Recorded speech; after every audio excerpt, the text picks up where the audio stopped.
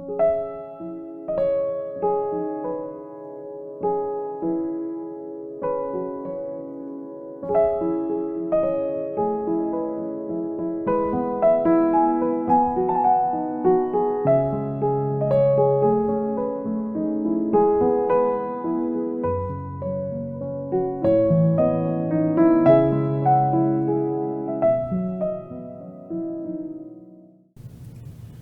talked myself into my first full-time teaching job at a junior high school in Rockford, Illinois. I did not have the usual how to teach courses required for an official credential, but it was mid-August, school would start in a few weeks, and they needed an English teacher.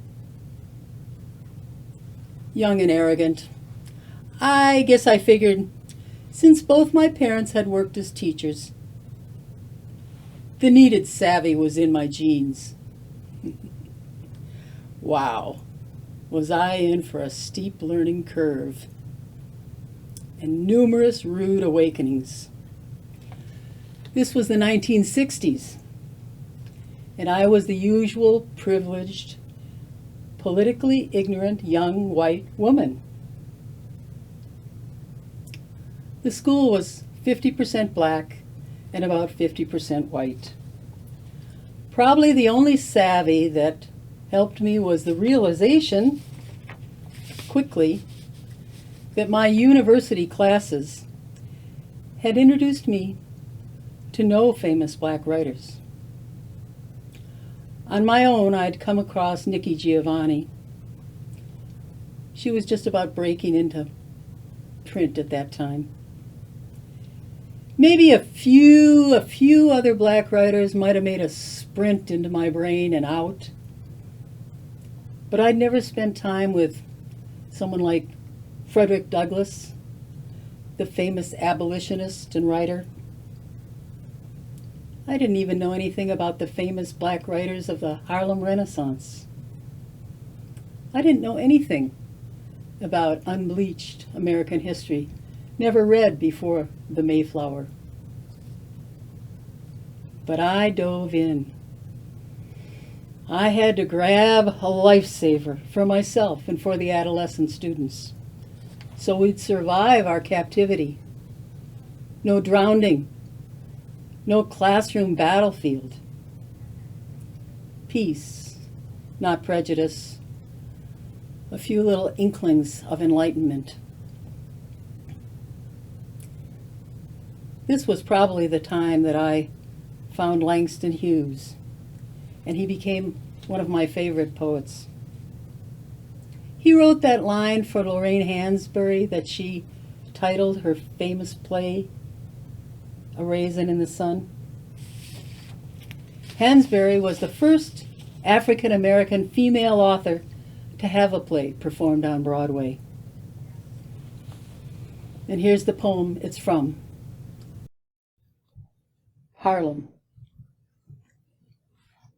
What happens to a dream deferred? Does it dry up like a raisin in the sun? Or fester like a sore and then run? Does it stink like rotten meat? Or crust and sugar over like a syrupy sweet? Maybe it just sags like a heavy load. Or does it explode? Langston Hughes, 1902 to 1967. Now I still invite Langston to inspire me whenever I have students. I still like to open the first day of a 5-day poetry workshop with this next 8-liner of his, called Dreams. I suggest that the students can learn the poem by heart that very day, and they certainly can by the 5th day of the workshop, and many of them do. Dreams. Hold fast to dreams.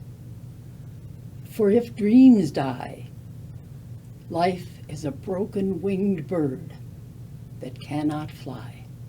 Hold fast to dreams, for when dreams go, life is a barren field, frozen with snow. Don't ever forget Langston. Langston Hughes, 1902-1967. See you next week on the Poet's Corner.